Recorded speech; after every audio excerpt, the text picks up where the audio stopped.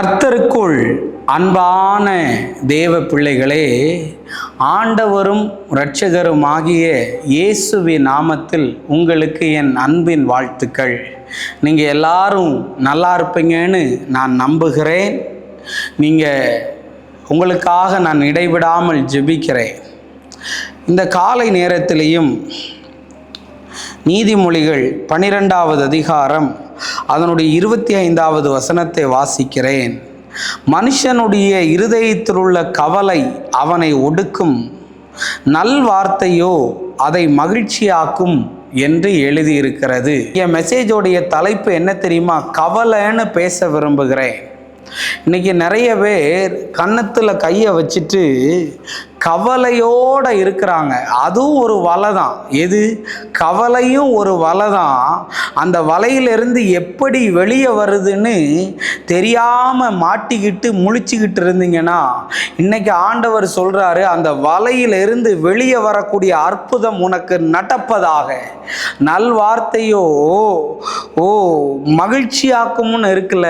இன்னைக்கு கவலையோட அந்த வலைக்குள்ள இருந்தனா, அந்த வலையிலிருந்து நீ வெளியே வர போற அந்த கவலைகள் உனக்கு சந்தோஷமாய் மாறப்போகிறது.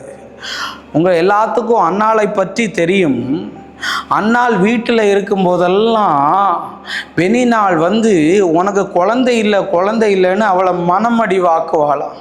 இவ உட்கார்ந்து கவலைப்பட்டு துக்கப்பட்டு அழுதுகிட்டே இருப்பாளா. சர்ச்சுக்கு போகும்போது தான் இப்படியெல்லாம் பேசுவா. ஒருவேளை என்ன பேசியிருப்பான்னு தெரியல. ஆண்டவர்னு போறையே, சர்ச்சுன்னு ஞாயிற்றுக்கிழமை ஓடுறையே, உனக்கு ஒன்றுமே நடக்கலையே, ஒரு புழு பூச்சு கூட வயிற்றுல உண்டாகலே. இவா தன்னுடைய கவலையை வெளியே சொல்லாமல், புருஷங்கிட்ட கூட சொல்லாமல், அங்கே உள்ள சர்ச்சு பாஸ்டர்கிட்ட கூட சொல்லாமல் ஆண்டவர்கிட்ட போய் கொட்டி தீக்கிறா. ஆண்டவரே, நான் திராட்சரசமாகிலும் மதுவாகிலும் குடிக்கவில்லை. நான் மன கிளேசமுள்ள ஸ்ரீ, கவலையோடு கூட இருக்கிறேன். இன்னைக்கு பிள்ளை இல்லையேன்னு ரொம்ப வேதனைப்படுறியா? எனக்கு திருமணம் நடக்கலையேன்னு கவலையோடு இருக்கிறியா? ஒவ்வொரு படியா ஏறிக்கிட்டு இருக்கிற பிரதர், எனக்கு இன்னும் வேலை கிடைக்கலையேன்னு அழுறியா? ரொம்ப நாளாக இந்த நீட்டுக்காக நான் எழுதிக்கிட்டே இருக்கிறேன், தோத்து போயிட்டே இருக்கிறேனே பிரதர். பிரதர், இந்த டிஎன்பிசி எக்ஸாமுக்காக எழுதிக்கிட்டே இருக்கிறேன், நான் தோத்து போயிட்டே இருக்கிறேனே பிரதர். இந்த கவலை என்னை தூங்க விட மாட்டுக்கு, இந்த கவலை என்னை சாப்பிட விட மாட்டுக்கு, இந்த கவலை என்னை எழும்ப விடாதபடி அப்படி ஒடுக்கி வச்சிருக்குன்னு சொல்றியா?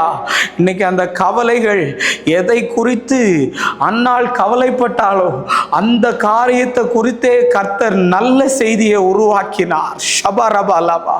ஆவியில பார்க்கிறேன், நான் வாழ்றதே வேஸ்ட், நான் எதுக்காக உயிரோட இருக்கிறேனே தெரியல, நான் செத்து போயிருந்தா நல்லா இருக்கும்னு அழுது கொண்டு இருக்கிற வாலிப மகனே, இன்னைக்கு கர்த்தர் சொல்லுகிறார், ஷபரபாலபா, உன் கவலையை விட்டு நீ வெளியே வா, கர்த்தர் உன்னை ஆசீர்வதிப்பா.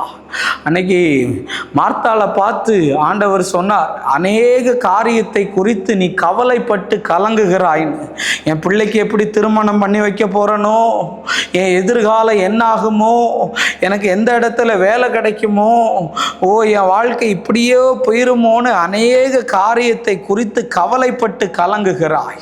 இன்னைக்கு கர்த்தர் சொல்றாரு, நீ எந்த காரியத்துல கவலைப்பட்டிருக்கியோ அதுல உனக்கு ஒரு அற்புதத்தை இயேசு செய்ய போகிறார். கவலைப்படாத, எல்லாம் மாறும். நம்ம ஜெபிப்போம். அன்பான ஆண்டவரே, இந்த நேரத்துக்காக நன்றி சொல்றேன். ஆண்டவரே, இந்த காலையில் நான் தீர்க்க தரிசனமாய் நிறைய காரியத்தை பேசியிருக்கிறேன். கவலையோடு, கண்ணீரோடு, துக்கத்தோடு இதை பார்த்து கொண்டிருக்கிறவர்களுக்கு ஆறுதல் உண்டாகட்டும். இயேசுவின் நாமத்தில் வேண்டுகிறேன் நல்ல பிதாவே. ஆமேன். God bless you. கர்த்தர் உங்களை ஆசீர்வதிப்பார்.